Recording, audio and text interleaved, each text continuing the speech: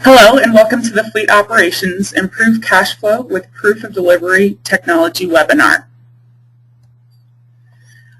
Our agenda includes a review of industry trends, the Maalt Transport case study, and an overview of the MobileConductor software as it is used by Maalt Transport, and a question and answer period.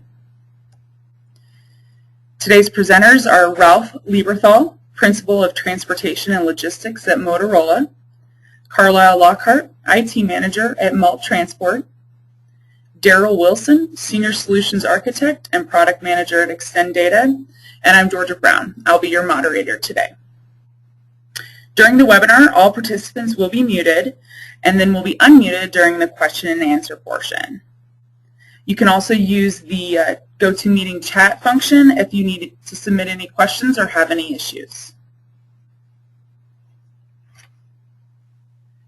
First to present today will be Mr. Lieberthal. I'd like to thank ExtenData for the opportunity to speak with you all today. I'd like to start by talking about the state of the industry and the trends that we are seeing in transportation and logistics. Let's start by taking a look at the year we had in 2012. And with all things considered, it was a pretty good year. We came out of the recession a few years ago, and 2012 was looked to be a start of a good year. We expect 2002 to continue as the strength of the economy improves. In particular, what we like to, a bellwether that we like to look at is housing. And as many of you are aware, in many parts of the country, housing has picked up. So we're expecting some good things, in housing, and that really has a great effect on our industry, and we're looking forward to it. Issues and trends, whenever you start talking, whenever I get in front of people, the first thing we always talk about are fuel costs. As the economy improves in 2013, fuel costs should actually remain pretty stable. We saw increases in Q4 of last year and Q1 of this year, kind of a little surprising. We didn't really understand why prices of fuel was going up like it did. However, the good news, it looks like it's settled down. We're at about $3.97 for diesel this week, and it should be pretty consistent throughout the year. As many of you know, U.S. and Canadian oil productions are at all-time highs and continue to rise. And as I hope the prognosticators are right, that by the end of this decade, we will be off of imported oil, which would be a nice thing. Driver shortage.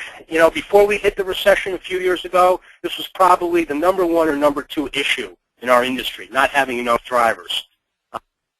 The good news is we're doing a lot to improve that. There's a lot of good retention programs out. The pace going up. But as I said earlier, as housing goes up, also a lot of people that are in construction that normally work in construction went to driving trucks. Believe it or not, that's plus. Well, as the economy gets better, those people are going to go back to construction. So even the concern we had with retention of drivers is going to increase. So one of the things that we look at is how do we make drivers' life easier, and solutions like ExtenData offers, believe it or not, make life a lot easier for the drivers. So I want to have that as part of the theme today. The proof of delivery application, pickup and delivery, people call it have different terms for it, but really has become table stakes in our industry. Okay, it's really it's probably the top application I see. Has probably seen it that way for about the last 5 years in our industry. It's all about having systems in place that allows for speed to payment. You need a signature, you need a track of credits, you need to have correct billing, and I mean correct billing the first time, not the second or third time, and you need to be able to track your asset. And for no other reason, you can save a lot of trees. So I hope a lot of you are looking at these applications, and again, ExtenData we've worked with for a number of years. Is right up there with we believe is a premier product and solution, and you'll hear later from Carlisle on that. Let's talk a little bit about compliance and regulatory changes. This is an ever-changing scenario. First of all, the highway bill mandated EOBRs, which is under MAP 21, and so that is for moving ahead in progress for the 21st century for all you guys that want to win a drink at a bar. The interesting thing was, as you see on my slide, it says final regulation release was scheduled for 10/13 with a 2-year implementation. Well, the good news, or the bad news, depending how you look at it, the government came out this week and said, the Federal Motor Carrier Safety Administration said that they're going to extend this. So it looks like they're going to be a year off. So we won't see the reg until October of 2014. So all those of you that are out there that are under, 395.15 that do have to do logs, we've got a little more time to go to electronic logs. But again, we see a lot of companies moving to it now, and I'll talk about that a little later on. The reset rule, which is mostly for truckload, the 34-hour reset. There's been a lot of requests to get that delayed. That goes into effect in July 1st of this year. So any of you that are out there that have that as one of your working constraints, please be advised that that is going to go into effect. The last item that I want to talk about is the DOT cellular restrictions. And a lot of people don't know that this became law a year ago. It was January of 2012. And basically what this says is that you can no longer use mobile phones while you're driving. Okay, so if a driver is driving down the road and he's using a mobile phone and he gets pulled over, I hate to tell you, but it's a $2,750 fine. And not only do they fine the driver, but they can also fine the company. Now, there are two, not stipulations, but two different technologies that are not part of this regulation, and they are, one, two-way radios. So if you're using two-way radios or you look to use two-way radios for voice, that you will continue to be able to do that, and of course CB radios. So the government's not going to clamp down on guys that are using CB radios. Okay. On the right side of this slide is a business goals and top investments that basically is a list from Gartner. So I got this from Gartner, and I like to pull information out from them because it kind of gives you the the 50,000-foot level of what's going on in the industry. So a couple things I want to point out specific, and one of them is the interest or the commitment that's being paid towards the customer experience. We are in a service industry. Transportation logistics, we provide a service. So we've got to be able to differentiate our services to our customers. And the other part I want to bring into that is that our drivers are the face of our company. So remember I talked about earlier about, how do we make the driver's life easier, give them tools, give them things that make their life easier. It's going to be corny, but a happy driver is a happy customer. It really is true. And you guys that have been out with your drivers, if you haven't done that recently, you'll see that if your driver's coming off well, he's a happy person, I got to tell you, your customers are. On the bottom of that, you'll see something called differentiating customer service offerings. And what we're starting to see in the industry, and you guys should start to think about this, is what can I offer that's different to my customers that I haven't in the past? And in just to give you an example, in the trucking industry, LTL, less than truckload, they're doing more and more white glove service. Okay, meaning that I can, not only do I deliver or provide the service, but I might help set it up or whatever that means. Okay, on the same side, we're seeing maybe hot shots, real-time for delivery at the same day, within a couple of hours. So those are the type of things we're starting to see more and more from service providers. I refer to us as service providers. So one of the key solutions we're seeing today, I could have put this list up 5-10 years ago, and it hasn't changed. It starts with routing and optimization. Those of you that have looked at that or haven't done it, it's not bleeding edge anymore. I suggest that you take a look at it. Okay. The big one, as I mentioned earlier, is the pickup and delivery, proof of delivery application.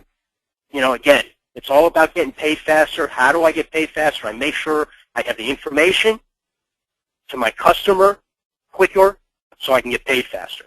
Okay. The next three have really to do with telematics and fleet management. And we talked earlier about compliance. And yes, so compliance, we're not going to have to do, under law, EOBRs, electronic onboard recorders, as quickly, as we thought we were going to have to do. We're going to have a couple more years to do it. But a lot of companies, this is still a very hot subject, and more customers are doing it. And it's not only about compliance, it's about driver behavior, okay? Making sure the driver shifts properly, make sure he brakes properly, all coaching opportunities.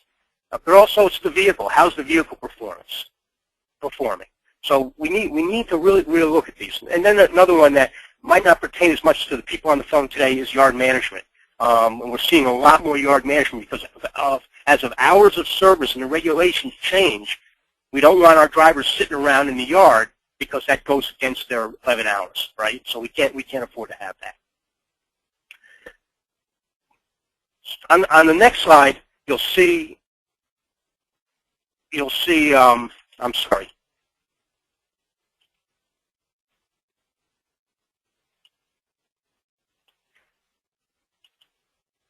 This is the first of two slides that I have together. This is about onboard computing. And what has happened in onboard computing in the last couple of years is that traditionally companies would have two solutions that were separate from each other. One, they would do their DOT, fuel tax, IFTA reporting, and then they would do their proof of delivery and other applications totally separate. What started to change about 2 years ago was now the use of using one device to serve as the interface to that onboard computing system, as well as providing a solution for proof of delivery applications. So for example, in this scenario, you would have a handheld that would be running ExtenData's proof of delivery application. You'd have one sign-on, and that would tie you to a third-party DOT, Federal Motor Carrier Safety Administration, compliant device solution. In this depicts what's called a thin solution, which basically means you have a little box. If you see that on the right there, that little box on the right, that is collecting information, and it allows for the handheld to do more of the hard work, I'd like to say, which is transmitting the information real time.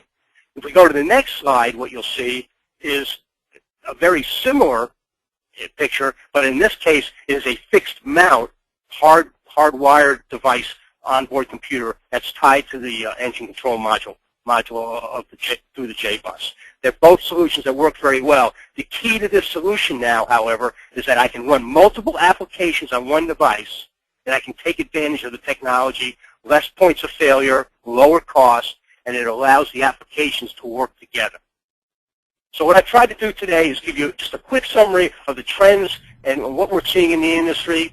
A lot of stuff going on with compliance, and you'll see even more of that from our friends at DOT and the Federal Motor Carrier Safety Administration. Next, we're going to have Mr. Carlisle Lockhart, and he is the ExtenData customer who will be presenting our frac sand case study. Thank you, Georgia. Again, my name is Carlisle Lockhart, IT manager for Maalt Transport. Been working in the IT industry for about 15 years and working with MobileConductor for about 2 years. What are some of our problems? There's too much paper. As y'all can see on the slides, paper is everywhere. Paper manifests, dispatch sheets, paper and hand-recorded timestamps and mileage recording. And if I know of anybody that has worse handwriting than doctors, it is truck drivers.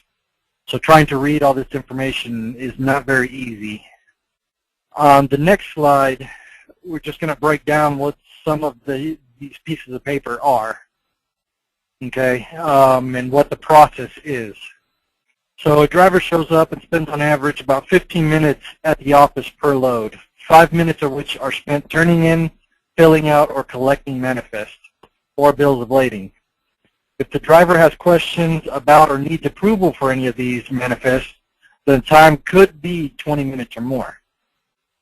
That means the driver can spend up to 60 minutes a day dealing with manifests on an average of 2 or 3 loads per day. That is a lot of time that he's not out on the road turning more loads. Next slide, please. It takes the driver up to 10 minutes to fill out one timesheet per delivery. If the average driver delivers 2 to 3 loads a day, that means it could take 30 minutes or more a day filling out just timesheets.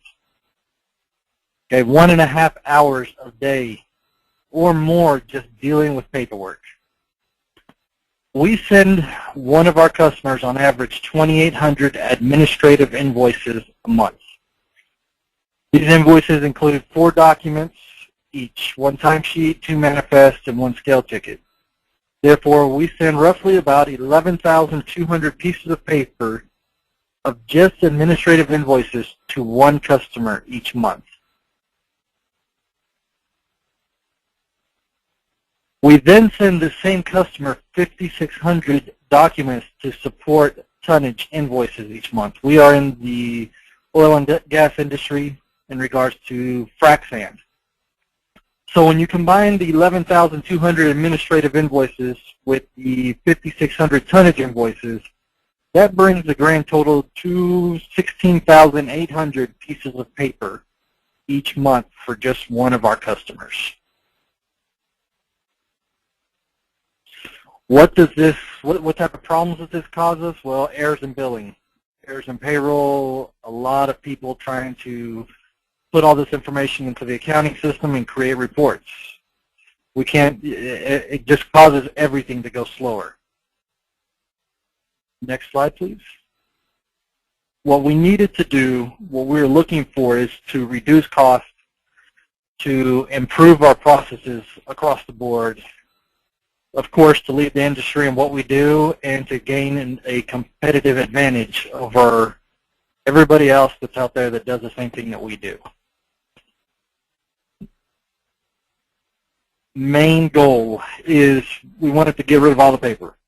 To put it very bluntly, we needed to get rid of all the paper and switch over to an e-manifest, electronic BOL, to make life simpler. Next slide, please.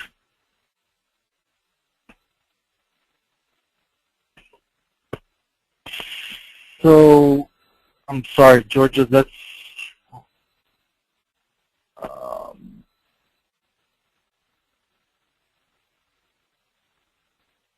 so we saved a total of labor by going to ExtenData. We saved the total time of labor of 132 to 160 hours per week. 6 hours in payroll data entry per week, 8 to 10 hours in billing data entry per day, and 10 to 12 hours in reporting per day.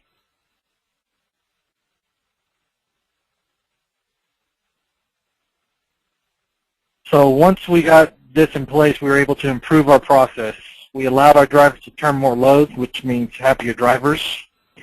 Reduce billing errors, which means a happier accounting department. Improve cash flow by reducing billing cycle and cash receipts. We can see more into our drivers' loads, and reporting is instantaneous.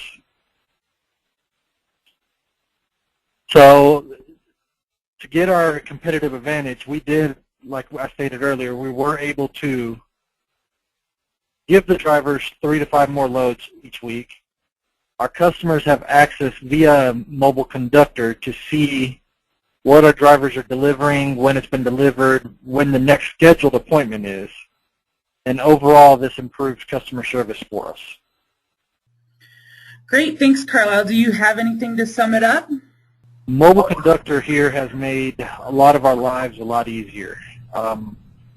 It did everything that we wanted it to, and we work with a great team, and we continue to work with a great team.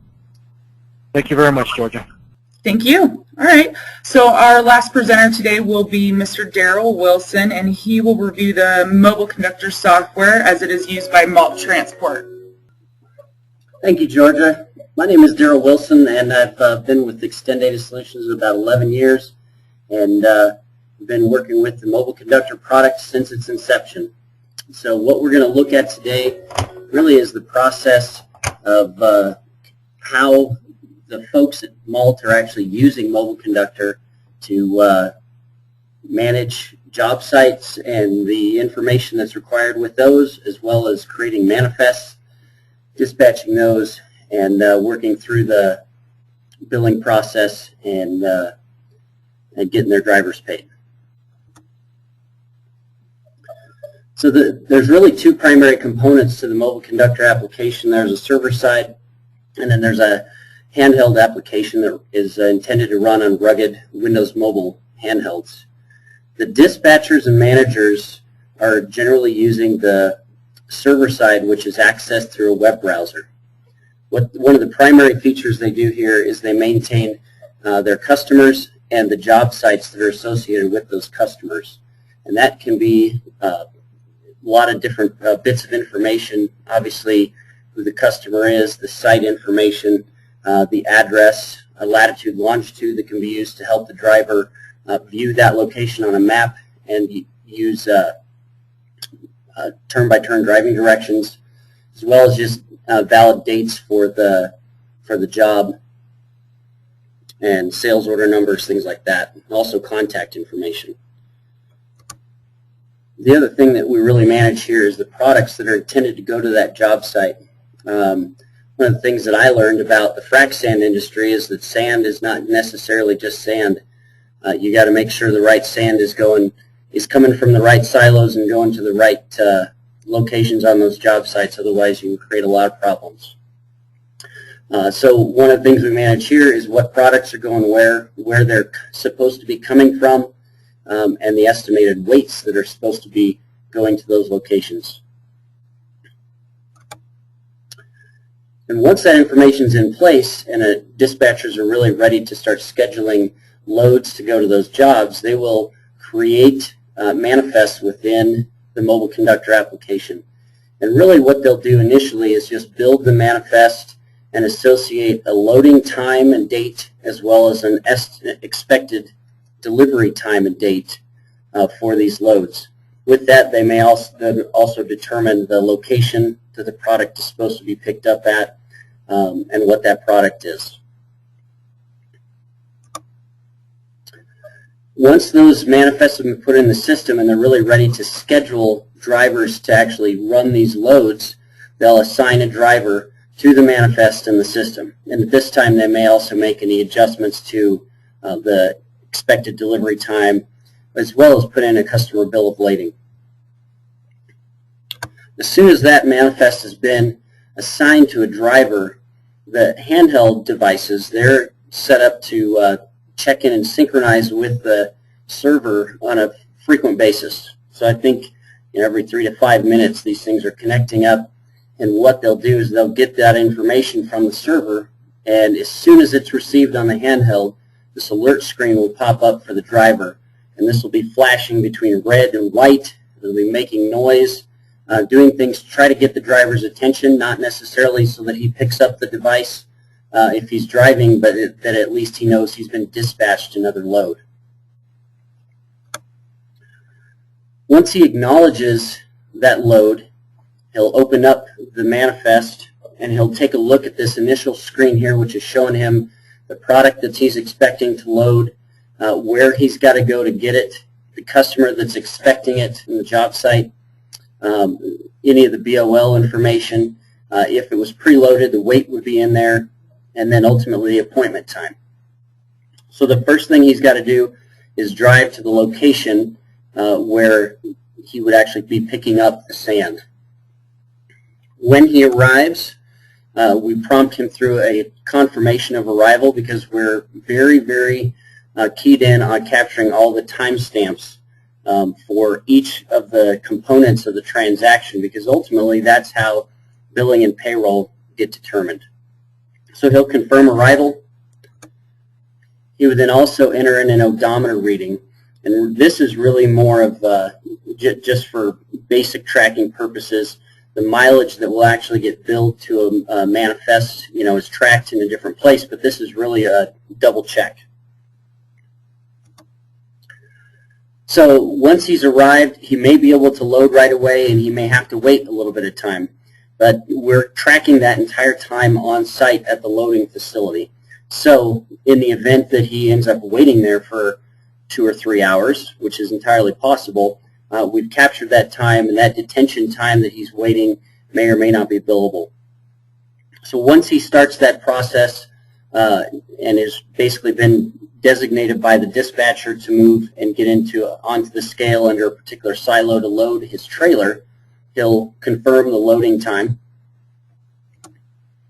And then obviously once he's completed that, he will confirm the completion and departure time.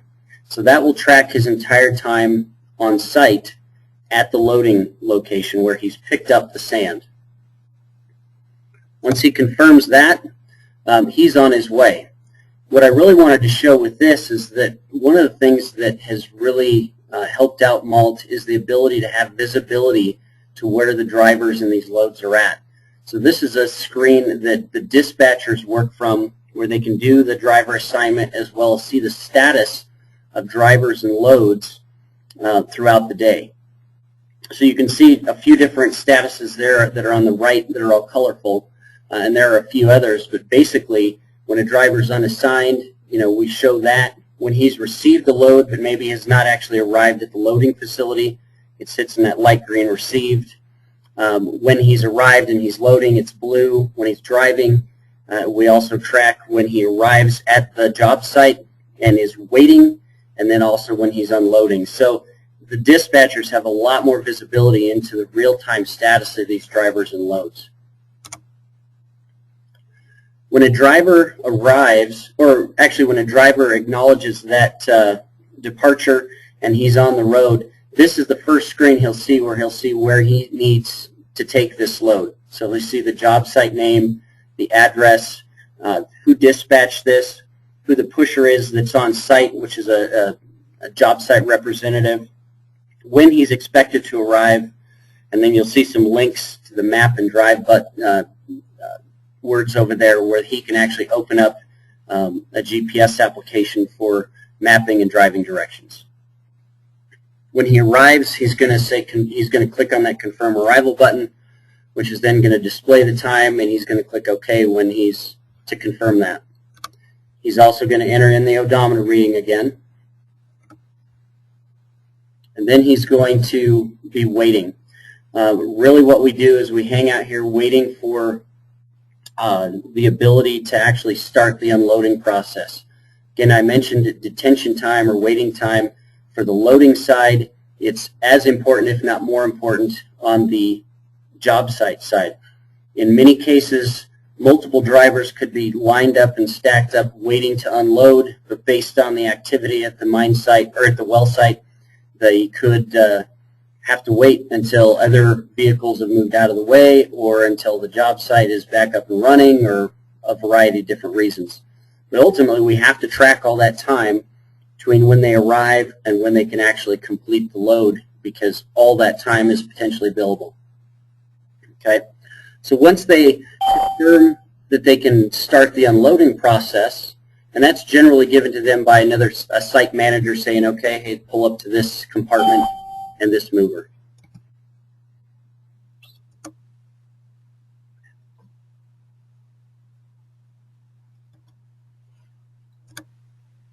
So once they move into that location and they're ready to start their process, they've got to back up their trailer. They've got to connect the trailer up to the pumps and to the mover and the compartment and go through that process. But in there, they will record what mover and what compartment this sand is being unloaded into. When they've completed the unloading process, again, they'll confirm that time. And from there, the application will take a look at the time that's been on site and determine if detention time has been accumulated.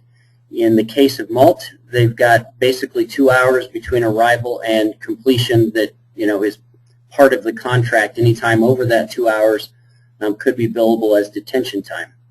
When that unloading process is complete, this screen here would display obviously the fields for capturing a signature and the name of the person signing, but also the detention time would be displayed here, as well as a detention reason drop-down box.